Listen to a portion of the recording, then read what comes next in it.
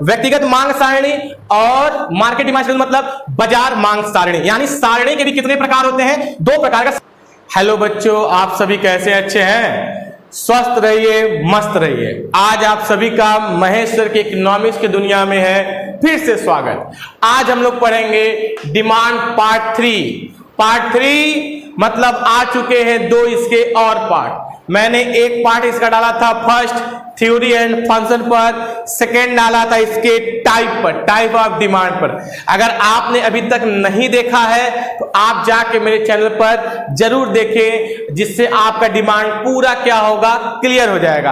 आज ये डिमांड का लास्ट पार्ट है। आज 2 topic main, demand schedule and demand curve and law of demand, आज इस वीडियो में हम लोग क्या करेंगे, सॉल्व करेंगे। अगर आप मेरे चैनल पर नए हो तो प्लीज बच्चों लोग चैनल को कर दीजिए सब्सक्राइब, बेल आइकन जरूर दबाइएगा, जिससे आपको मेरे नए नए मस्त इंटरटेनमेंट स्टडी के वीडियो मिलते रहे। चलो आज स्टार्ट करते demand schedule and demand curve. Demand schedule की हिंदी होती है मांग की सारणी तथा मांग रेखा, रेखा मतलब कर्व। तो मांग सारणी क्या है? देखो, डिमांड यानी डिमांड बेस्ड किस पर होता है? प्राइस पर।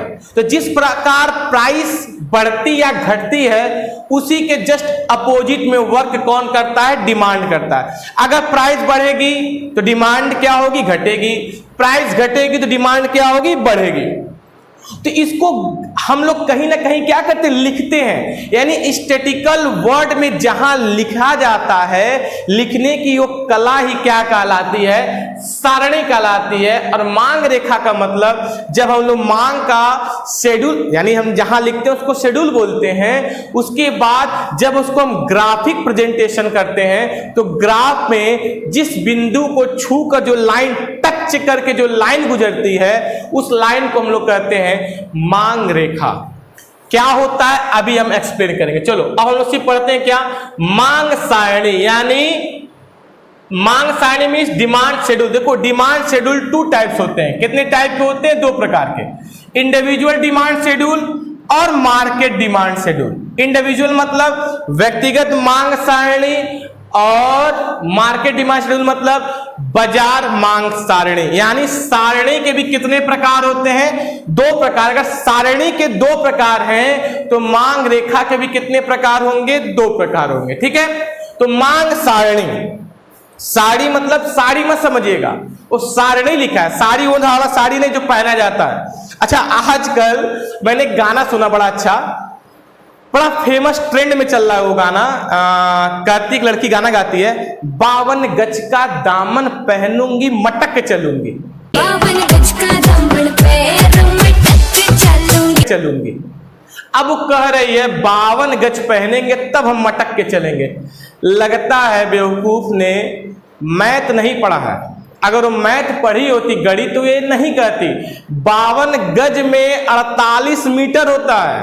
अबे भैया, 48 मीटर की साड़ी या लहंगा पहन के मटक के कौन चलता है भैया? मटक के नहीं, वहीं भरा जाएंगे, वहीं गिर जाएंगे, कोई चल पाएगा? तो साड़ी मतलब वो साड़ी नहीं है। साड़ी मतलब उसको एक स्टैटिकल वर्ड में लिखने की कला क्या कहलाती है? सारणी कहलाती है। कैसे लिखते हैं सुनिए। ये कितने प्रकार के हैं? 2, इंडिविजुअल डिमांड और मार्केट। इंडिविजुअल मतलब एक व्यक्ति की डिमांड, यानी एक व्यक्ति जब किसी वस्तु का क्या करता है? डिमांड करता है, उसको बोलते हैं इंडिविजुअल। और एक ही जैसे जब कई व्यक्ति मिलकर बाजार में किसी चीज का मांग करते हैं तो उसको बोलते हैं मार्केट डिमांड। चलो, इंडिविजुअल डिमांड शेड्यूल कैसे तैयार होगा? सपोज कर लीजिए से 2 लाइन खींच लीजिए। जो भी आपको खाना हो, चलो हेल्थी चीज हम लोग खाते हैं जिससे हम लोग का हेल्थ क्या हो? अच्छा हो, तो हम लोग क्या मान लेते हैं? एप्पल। क्या खाते हैं? एप्पल। तो यहाँ एप्पल की प्राइस रख दो, ठीक है, यानी रेट। और यहां हम लोग लेते हैं डिमांड। क्या करते हैं? डिमांड। तो चलो डिमांड, तो यहां पर क्या करते हैं हम लोग? किसी एक व्यक्ति का नाम ले लेते हैं। तो नाम जब रहेगा तो उससे डिमांड करने में क्या होगा? आसानी होगा। तो चलो हम लोग नाम लेते हैं जय श्री राम, यानी राम जी का क्या ले लेते हैं? नाम। तो चलो देखते हैं मार्केट में, जब देखो एप्पल 40 रुपए केजी बिक रहा था, कितना रुपए किलो बिक रहा था? 40 रुपए किलो बिक रहा था। तो राम जी खा रहे थे 10 एप्पल। कितना खा रहे थे? 10। अब ये इसका रेट क्या हो गया? डाउन हो गया। इसका रेट क्या हो गया?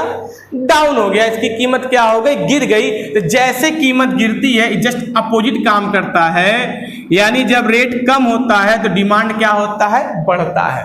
यानी जब प्राइस गिरती है तो डिमांड क्या होती है? बढ़ती है। अब मान लो और गिर गई, कितनी हो गई? 20 हो गई। तो ये क्या हो जाएगा? 30।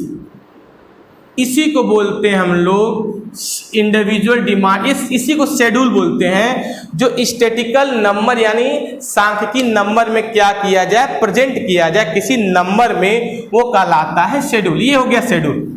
तो शेड्यूल क्या बता रहा है कि जब रेट गिर रहा है तो मांग क्या हो रहा है? बढ़ रहा है। अब इसका ग्राफ जब बनाएंगे, क्या बनाएंगे? ग्राफ। तो जो ग्राफ बनता है वो कहलाता है आपका रेखा, यानी क्या कहलाता है? कर्व। तो देखो कर्व कैसे आएगा? इसको y, इसको o, इसको क्या मानते हैं? x। नीचे हमेशा क्या रखी जाती है? मात्रा। क्या रखी जाती है? मात्रा। और यहां रखी जाती है वस्तु की कीमत, यानी यहां प्राइस हो गया और यहां कॉमोडिटी हो गया। क्या हो गया? कॉमोडिटी। ठीक है। अब देखो प्राइस क्या था? 20, 30, 40। तो इसका एक पैमाना मान लेते हैं, यानी एक जो भी मानेंगे हम लोग एक एवरेज में मानेंगे। ठीक है। तो 20 से नहीं शुरुआत करेंगे, गैपिंग एकदम इक्वल होना चाहिए। 10 से करते हैं, 10, 20, 30, 40। आइए देखो ये पहले से लिखा हुआ है 10, 20 में, तो लिख दो 10, 20। आइए क्या हो गया? 30 हो गया। यहां पे लिखा हुआ है 20। ठीक है।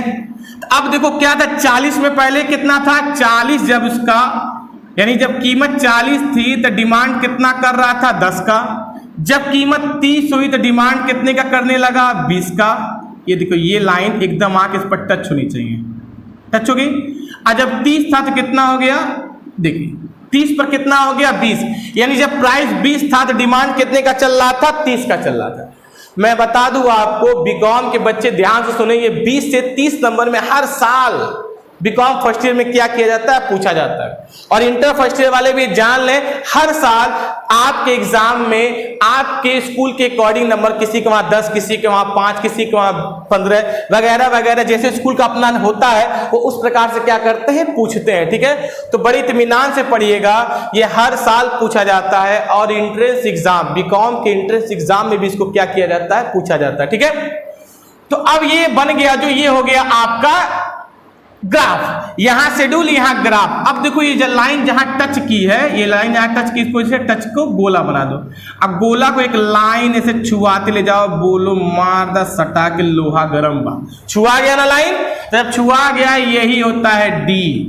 यहां लिख दीजिए ए, ये हो गया बी, ये हो गया सी। इसी लाइन को हम लोग बोलते हैं डिमांड कर्व, यानी डिमांड का रेखा।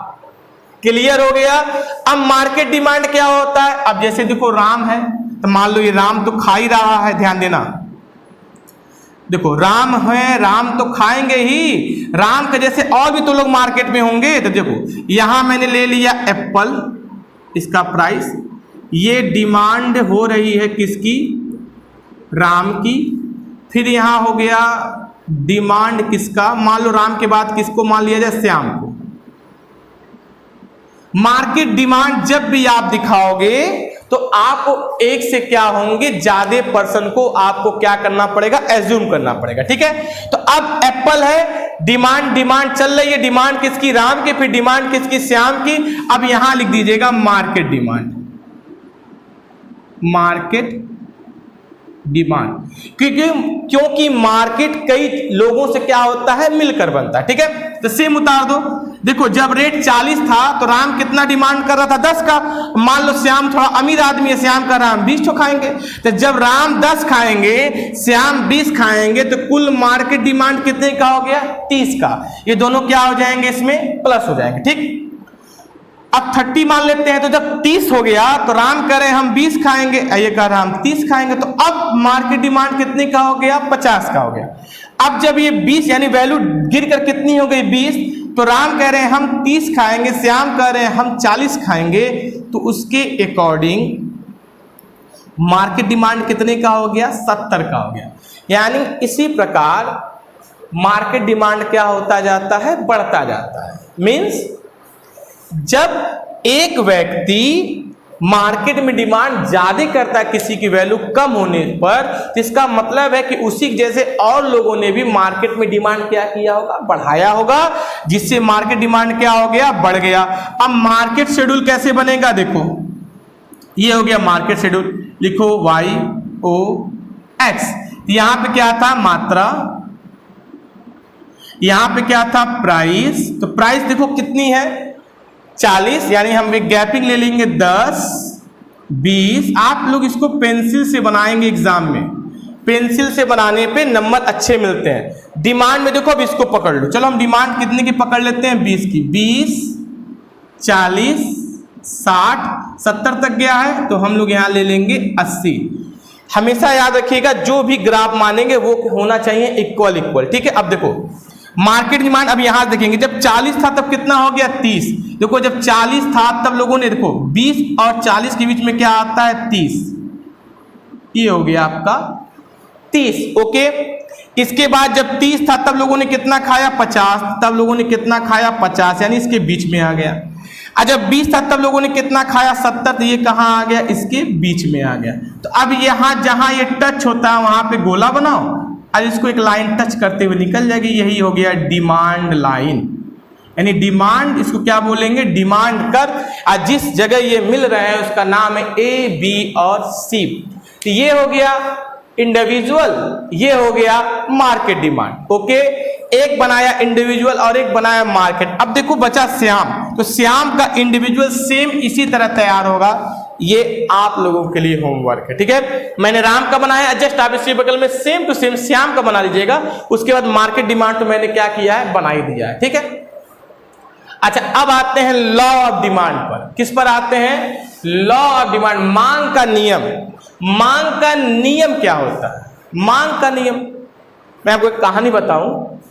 मैं जब पढ़ रहा था तो मैं क्लास में बैठा था, तो सर ने मैंने पूछा कि भाई बताओ मांग का नियम क्या होता है। सर ने कहा मांग का नियम का, तो मैंने ऐसे हाथ उठा दिया। मुझे लगा तो बहुत आसान है। सर ने कहा अच्छा उठो महेश बताओ मांग का नियम क्या होता है। मैंने कहा सर ये जो कानी उंगली के बगल में उंगली होती है, ये उंगली और ये अंगूठा ऐसे मिला लेते हैं, मैंने शादियों में देखा था, और इसे सिंदूर उठाकर मांग में भर देते हैं, यही होता है मांग का नियम। सर ने कहा बेटा बैठ जा। अबे वो मांग का नियम हम नहीं पूछ रहे हैं, इस मांग का नियम, यानी इस मांग की बात नहीं हो रही है, यहां डिमांड की बात हो रही है। डिमांड का नियम क्या होता है, तो मुझे उस दिन पता चला कि मांग का नियम कुछ और होता है, और मैं तो कुछ और समझ रहा था। तो आपको हम बता दें, आप ना समझिएगा मांग मतलब ये वाली मांग। तो मांग का नियम क्या होता है, तो मांग का सीधा नियम चलता है, मैंने पिछले वीडियो में भी बताया था, D greater than P, D less than P। यानी देखो जब P की तरफ मुंह बंद हो, यानी जब प्राइस कम होती है तो डिमांड हाई होती है, और जब P की तरफ मुंह खुला हो, इसका मतलब P का प्राइस यानी प्राइस अधिक है, तो उस केस में डिमांड क्या होता है, कम होता है। P for price, D for demand, यही इसके होते हैं फार्मूले। यानी इसका लॉ क्या है, जब प्राइस कम होगा तो डिमांड हाई होगा, जब प्राइस हाई होगा तो डिमांड क्या होगा, कम होगा, ठीक है। इस पर अगर हम लोग को ग्राफ बनाना हो तो हम लोग ग्राफ कैसे बनाएंगे, उससे पहले आपको बनाना पड़ेगा शेड्यूल। शेड्यूल सेम इसी तरह तैयार होगा। चलो वहां एप्पल खाया था, कितना एप्पल खाएं, अब हम लोग ऑरेंज खा लेते हैं। ऑरेंज का प्राइस और ऑरेंज की डिमांड, यहां नाम लिखने की आवश्यकता नहीं। चलो ऑरेंज, अब देखो यहां आपने क्या सीखा, रेट घट रहा था, अब हम बढ़ाते हैं। देखो ऑरेंज जब पहले 10 का मिलता था तो डिमांड कितनी थी उसकी, 40 की। जब ऑरेंज 10 का था तो राम जो है कितना डिमांड करता था, 40।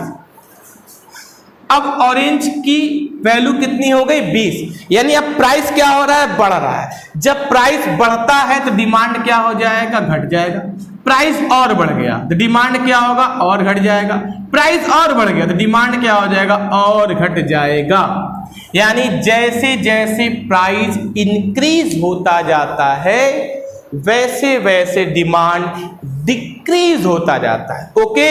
चलिए अब इसका ग्राफ कैसे बनेगा, ग्राफ के लिए क्या करते हैं, सबसे पहले हम लोग L बनाते हैं। L में सीधी डंडी क्या होती है, Y, ये हो गया O, ये हो गया x, ठीक है। जो लेटा हुआ लाइन है वो होता है मात्रा, यानी वस्तु की मात्रा। वस्तु क्या है हमारे पास? ऑरेंज। और जो सीधी लाइन होती है वो क्या होता है? प्राइस होता है। क्या होता है? प्राइस। तो प्राइस क्या था? 10, 20, 30 और 40। डिमांड भी क्या है? उसी हिसाब से है, 10, 20, 30 और 40। देखो जब रेट 10 था तो डिमांड कितने का हुआ? 40। जब रेट 20 हुआ तो डिमांड कितने का हुआ? 30। जब रेट 30 हुआ तो डिमांड कितने का हुआ? 20। और जब 40 हुआ तो कितना हो गया? 10। ये लाइन यहाँ मिल गई। देखो अब ए बी सी डी नीचे देखो, अब इसको जो लाइन टच करके जाएगी वो लाइन क्या हो गई? Demand line. यानी ये किसको कहेंगे हम लोग? Demand curve. क्या कहेंगे? Demand curve. अब देखो ए बी सी डी यहाँ शुरू होगा, ए बी सी डी। यानी देखो इसमें ये बता रहा है कि पहले ए यहां था, सी, यानी ये बढ़ते क्रम में जब इधर बढ़ रहा है तो इसका मतलब डिमांड क्या हो रही है? बढ़ रही है। अभी देखो ये ऊपर की ओर जा रहा है तो इसका मतलब डिमांड क्या हो रही है? घट रही है। आप एरो से भी रिप्रेजेंट कर सकते हो। जब एरो ऊपर की ओर जाता है तो इसका मतलब डिमांड घट रहा है, और जब एरो नीचे की ओर आता है तो इसका मतलब डिमांड क्या हो रहा है? बढ़ रहा है। क्लियर हो गया?